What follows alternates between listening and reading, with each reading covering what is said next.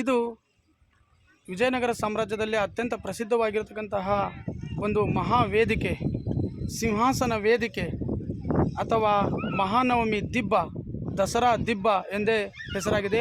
3 ಅಂತಸ್ತುಗಳನ್ನು ಹೊಂದಿದೆ. ಮೊದಲ 2 ಅಂತಸ್ತುಗಳು ಕಪ್ಪು ಮಿಶ್ರಿತ ಹಸಿರು ಬಣ್ಣದ ಗ್ರಾನೈಟ್ ಶಿಲೆಗಳಿಂದ ರಚನೆಯಾಗಿದೆ. ಇದು ಆಗಿನ ಕಾಲದಲ್ಲಿ ದಸರಾ ಮಹೋತ್ಸವವನ್ನು ಆಚರಿಸಲು ಬಳಕೆಯಾಗುತ್ತಿತ್ತು.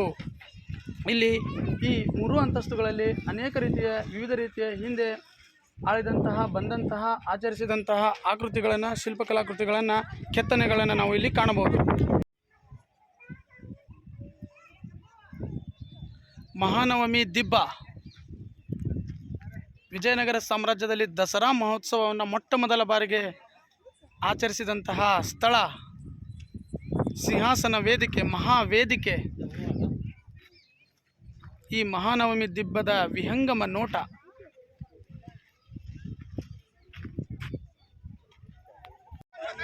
ವಿಜಯನಗರ ಸಾಮ್ರಾಜ್ಯದ ಅತ್ಯಂತ ಪ್ರಮುಖವಾಗಿರತಕ್ಕಂಥ ಐತಿಹಾಸಿಕ ಸ್ಥಳ ಮಹಾನವಮಿ ದಿಬ್ಬ, ಮಹಾವೇದಿಕೆ, ಮಹಾಮಂಟಪ, ಮಹಾಸಿಂಹಾಸನ, ಮಹಾನವಮಿ ದಿಬ್ಬ, ಸಿಂಹಾಸನ ವೇದಿಕೆ.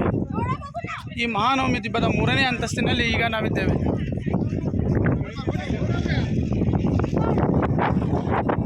ಇಡೀ ಹಂಪಿಯ ಸಂಪೂರ್ಣ ಚಿತ್ರಣವನ್ನು ನಾವು ಈ ಮಹಾನವಮಿ ದಿಬ್ಬದಿಂದ ನೋಡಬಹುದು.